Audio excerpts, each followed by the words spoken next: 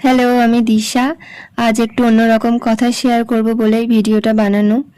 যারা প্রতিনিয়ত এবং প্রথম থেকে আমার ভিডিও দেখে আসছো, তারা খুব ভালোভাবেই জানবে যে আমি ভিডিও বানানো শুরু করি আমার প্যাশনটাকে তোমাদের সাথে শেয়ার করব বলে।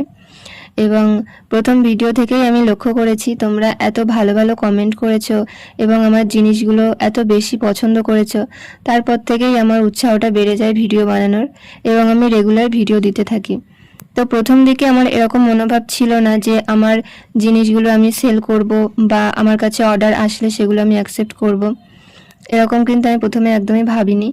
এবং এমন কিছু কিছু কমেন্টও পেয়েছি যে আমাকে বলেছে যে তুমি কি এগুলো সেল করো?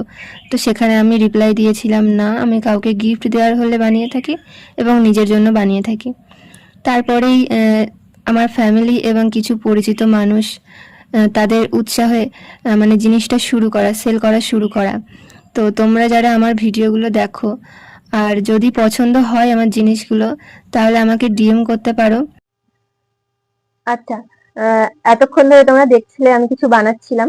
এবার তোমাদের পুরোটা দেখিয়ে দিই আসলে এই জিনিসটা কি ছিল।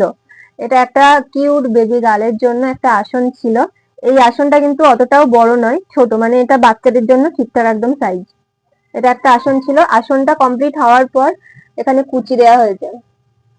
আর আমরা তো বাঙালিরা লাল পাড় কুচি বেশি পছন্দ করি, সেটা যে কালারেরই আসন হোক না কেন। এই আসনটা কিন্তু একটা ছোট বেবি গার্লের জন্য ছিল, এবং শুধু আসনই ছিল না, আরো অনেক কিছু রেখেছি এখানে।